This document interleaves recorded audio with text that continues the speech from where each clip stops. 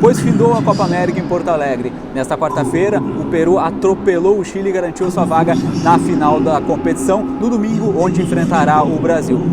A gente esteve aqui, pelo Jornal do Comércio, acompanhando 5 jogos na capital. E vamos fazer um rápido balanço agora sobre como foi a competição aqui. Queria começar perguntando para o Davidson o que ele achou da qualidade das partidas que foram disputadas aqui. Tivemos 5 jogos, 3 da primeira fase, 1 das quartas de final e 1 agora das semifinais. Qual é o teu balanço, Davidson, a respeito disso? A primeira partida contou com o Peru, um jogo tecnicamente bem limitado, diante da fraca Venezuela, e a festa ficou nas arquibancadas, né? Os peruanos deram um show no primeiro jogo em Porto Alegre, mas a partida foi bem abaixo do esperado. Pouca gente no estádio, né? 13 mil pessoas naquele primeiro jogo. O Peru deixou tudo para o fim, né? Venceu a primeira partida no tempo normal nessa semifinal e se garantiu. A última final do Peru foi em 1975. Bastante tempo. Bastante tempo. Jejum grande. Então, parabéns aos peruanos que estão chegando nessa final. Depois nós tivemos o jogo do Uruguai, um surpreendente Japão também. Mostrou bom futebol, Japão. Mostrou rápido, bom futebol, jovem, né? rápido. O Uruguai ficou um pouquinho aquém do que a torcida esperava e a gente também da imprensa. Depois ver Messi em campo. Sempre é um espetáculo. Sempre é um espetáculo. O Catar também, um país convidado que também fez uma boa partida. Apresentou dificuldades para a Argentina, né? Não foi fácil. Não. O placar não condiz com o que foi a partida. Óbvio que a Argentina foi melhor, claro. Mas o Catar não foi o time bobo que se esperava. Quem viu aqui em campo viu que não foi essa barbada toda. Depois, quase choramos. Quase choramos a desclassificação brasileira. Foi suado, foi difícil. Foi nos pênaltis contra o Paraguai. Mas o Brasil jogou bem aquele jogo, né? Jogou bem. Foi para cima, pressionou. O Brasil vinha de uma primeira fase claudicante, assim. Naquele jogo até vinha de uma vitória de 5-0 sobre o Peru. Mas o jogo anterior era um empate contra a Venezuela, então precisava de uma afirmação. E não veio no resultado, não foi 0-0, mas veio na atuação, principalmente na segunda etapa, né? E agora tivemos Chile e Peru, esse jogo que todo mundo esperava uma vitória chilena. Sim, porque é o atual bicampeão, que tem grandes jogadores, Alexis Sánchez, Arturo Vidal, e o que vimos foi um monólogo peruano, né? Um monólogo peruano, uma seleção que desde o começo dominou o jogo. A imprensa chilena que estava aqui do nosso lado, a simbologia do jogo foi o pênalti perdido pelo Vargas numa cavadinha patética. Levaram as mãos à cabeça. E o Galese segurando.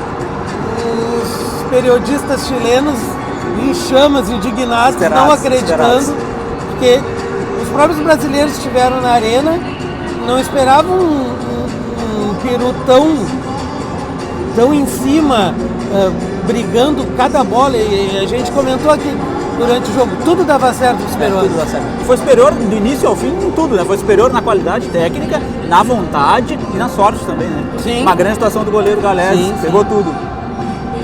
Agora, vamos falar de organização, Davidson. Tu estiveste na Copa do Mundo, acompanhando alguns jogos aqui em Porto Alegre, eu não estive. E agora nós tivemos uns 5 jogos aqui da Copa América. O que dá para comparar? Como é que foi o teu balanço? Como é que tu avalia a organização da Copa América? Eu fui na Copa do Mundo como torcedor, né? Fui em 2 partidas. As duas, a única coisa que a gente põe de diferença é o local, né? Sim. A chegada na arena é caótica. Continua sendo um a problema. EPTC foi melhorando ao longo dos 5 jogos, melhorou bastante desde o primeiro Peru e Venezuela até esse Peru e Chile, mas a região, a localização prejudica um pouco. Em termos de organização para a imprensa, para o torcedor, eu acho que foi 5 estrelas. Alguns torcedores reclamaram da demora na entrada de alguns jogos, filas grandes, e muitos entraram em partidas já em andamento. O tratamento para a imprensa foi fantástico.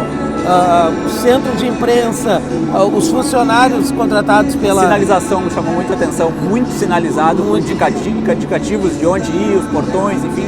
E chamou nossa atenção desde o primeiro jogo, o conhecimento dos funcionários que estavam aqui, dos orientadores, conhecendo tudo, indicando tudo corretamente, sem dúvida, sem ter que perguntar para outra pessoa.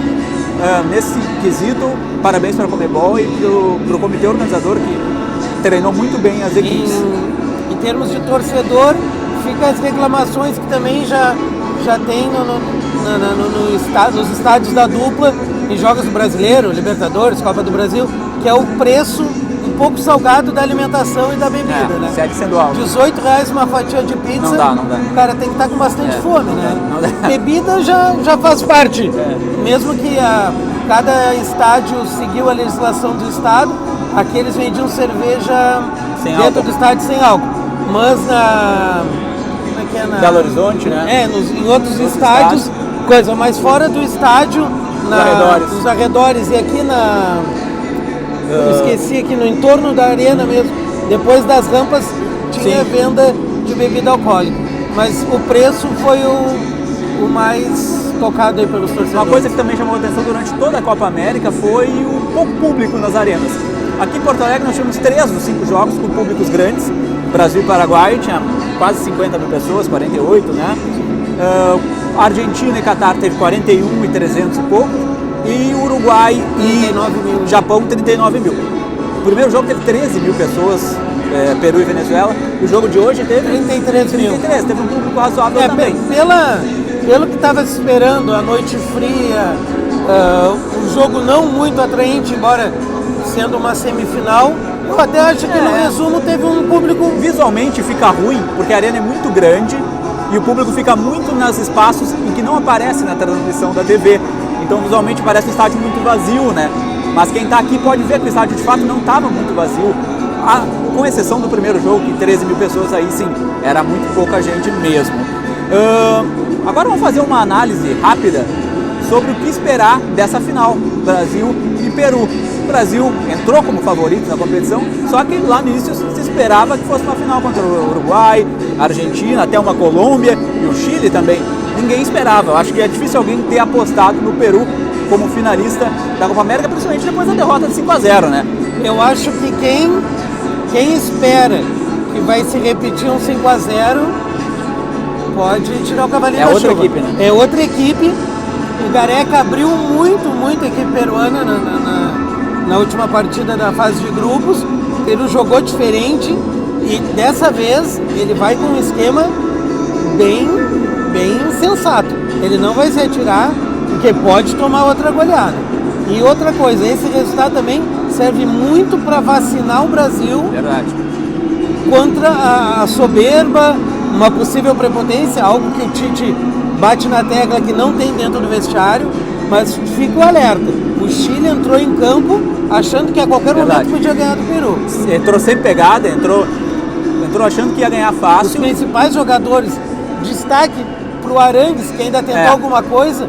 Agora os outros, Alex Santos, Vidal, não entraram em campo. Os laterais, pife atuação, muito aquém do que se esperava do Chile. Isso fica de lição pro Brasil. Pra torcida também, não vá ver o jogo esperando que vai ser aquele 5-0 repetição, porque dificilmente será. Vai restar dar a chance da vingança para a Argentina. Nas últimas 2 finais foi Chile e Argentina.